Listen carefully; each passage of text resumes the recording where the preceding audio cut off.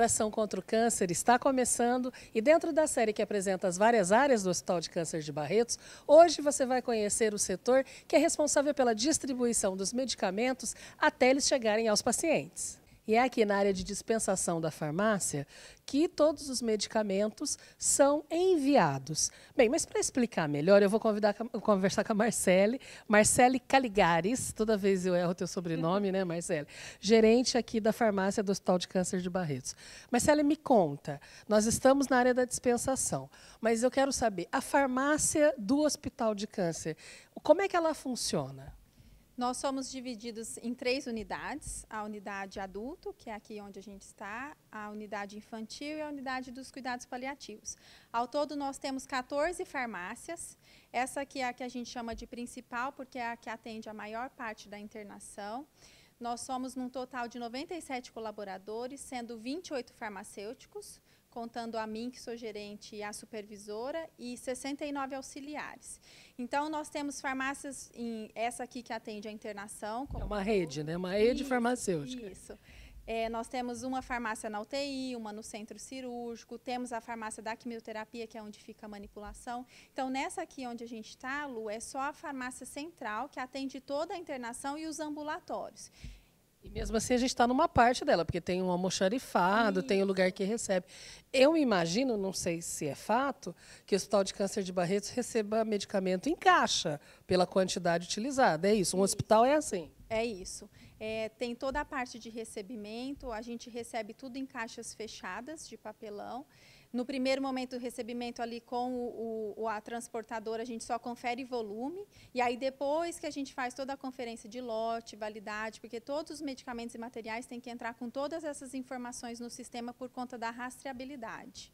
Quando um médico determina um certo medicamento para um paciente, ele escreve isso numa receita, como em qualquer outro lugar. Qual que é o caminho que essa receita faz para voltar para o leito como medicamento?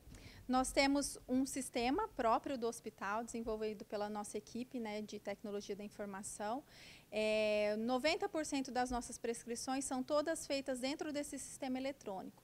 Então, a partir do momento que o médico prescreve, ele libera a prescrição no sistema, e aí ela chega para nós aqui, a farmácia, via sistema mesmo. E aí, a partir daqui, a gente faz a liberação para as internações. A nossa dispensação hoje aqui na central funciona a cada 2 horas. Então, a gente faz a liberação a cada 2 horas para chegar na internação. E aí lá a enfermagem recebe o pacotinho, a gente imprime um relatório de consumo, onde ela pode conferir tudo aquilo que a gente mandou e checar com a prescrição, e aí lá ela faz a separação para poder administrar no paciente. Hoje a gente ainda não distribui o que eles chamam de a dose unitária, né? A gente não prepara o medicamento injetável aqui para a enfermagem só administrar.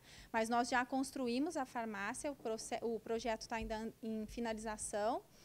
E aí lá a gente já vai entregar tudo manipulado para a enfermagem só administrar no paciente. Bem prontinho já, tudo Isso, por paciente. Tudo pronto, a enfermagem só vai mesmo administrar no paciente. Agora, eu fico imaginando também, e você me corrija se eu estiver errado, porque nós somos leigos, a gente não entende a fundo, mas que uma farmácia dentro, que a gente fala uma, mas são 14 unidades, dentro de um hospital de câncer, trabalhe com medicamentos um pouco mais, assim, são quase sempre os mesmos ou não?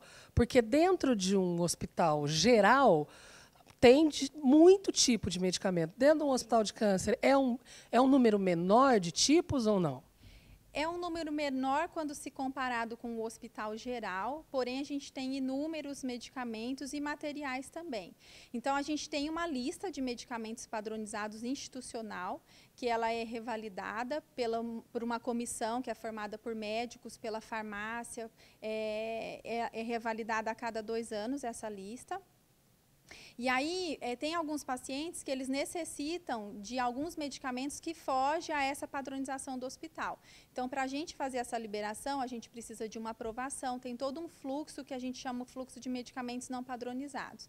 E existe essa lista padronizada, que é uma lista extensa, sim, e constantemente, quando precisa de inclusão, é discutido com a comissão para incluir os medicamentos nessa lista. Esse não padronizado são aqueles medicamentos assim, muito específicos para aquele tipo de tumor, é isso? Ou lançamento no mercado? Ou para alguma comorbidade específica do paciente, tem o quimioterápico também, que às vezes acontece de precisar.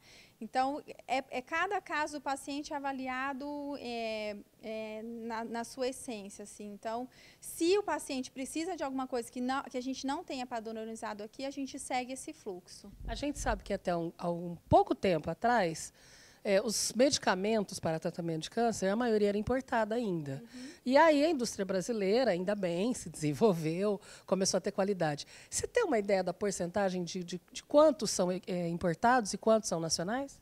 Aqui na instituição, a gente tem alguns medicamentos que são importados, mas eu creio que 5% do nosso volume total mensal. Praticamente tudo que a gente compra hoje já é registrado aqui na Anvisa, no Brasil. Essa realidade mudou muito mesmo nos últimos anos. Mudou, sim. Agora, uma outra coisa, qual que é a diferença para você, para o profissional farmacêutico, trabalhar num hospital especializado em oncologia ou numa rede de farmácias ou na farmacinha lá do bairro? Qual que é a diferença? Na drogaria, o farmacêutico ele não consegue isso, infelizmente, por conta da questão de cumprir metas de venda, enfim, ele não consegue fazer uma atuação muito clínica. A farmácia clínica ela é muito nova também, faz pouco tempo que isso começou, mas aqui a gente consegue ter essa atuação. Então, isso que eu acho que é o principal diferencial. E tem uma outra coisa aqui no hospital, que é o que a gente sempre comenta, que todos os dias a gente aprende coisas novas, não tem como. Cada dia acontece uma situação inusitada. Então, eu acho que é um enriquecimento também profissional. Isso é o que diferencia também de trabalhar somente em drogaria. E o que é uma farmácia clínica, como você disse, atuação clínica? Hoje nós temos os farmacêuticos clínicos que eles atuam diretamente com a equipe multiprofissional, que envolve o corpo clínico, a equipe de enfermagem, fisioterapia. Participa das discussões de casos. Isso, eles discutem os casos e aí depois eles fazem a análise da prescrição. E aí, se tiver que fazer alguma intervenção com a equipe médica, eles fazem para alguma modificação ou não da prescrição. E, além disso, eles fazem a reconciliação medicamentosa. O que significa isso? Quando o paciente ele é admitido no hospital, o farmacêutico vai lá e ele faz tipo uma entrevista com o paciente para ver quais são os medicamentos que ele toma em casa. E aí ele toma nota de tudo isso e passa para a equipe médica para poder o médico avaliar se ele vai continuar fazendo uso aqui ou não.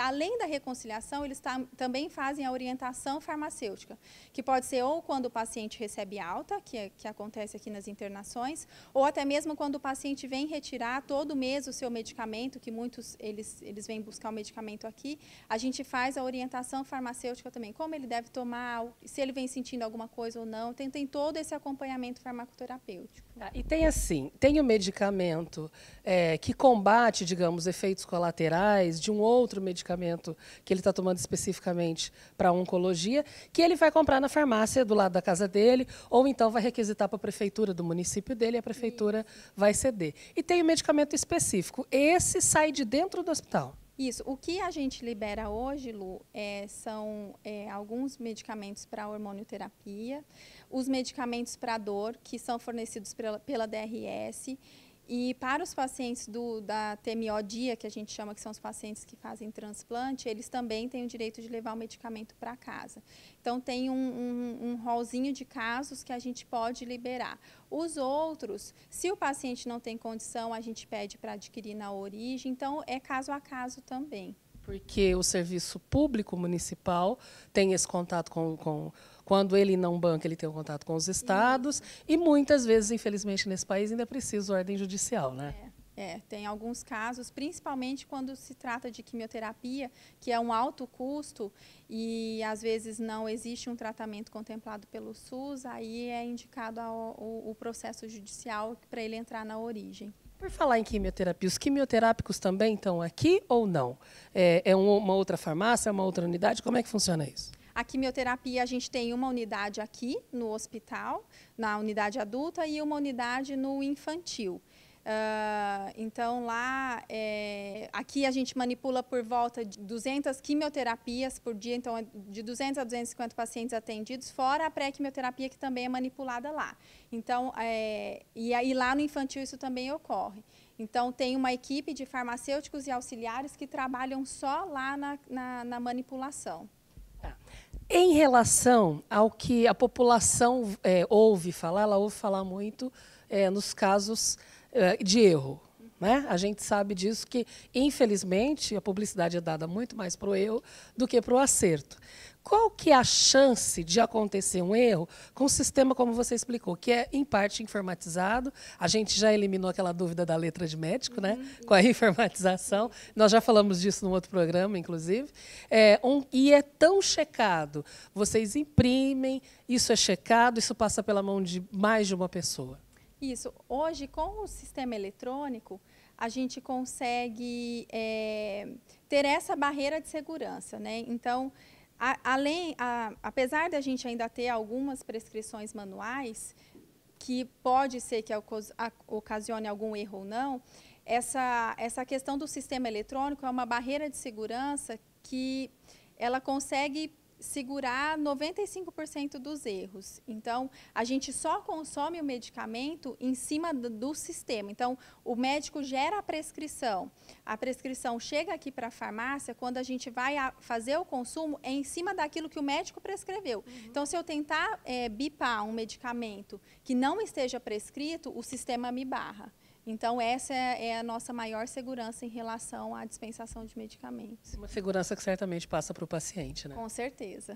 Obrigada por deixar a gente invadir um pouquinho aqui. A gente até mostrou algumas imagens.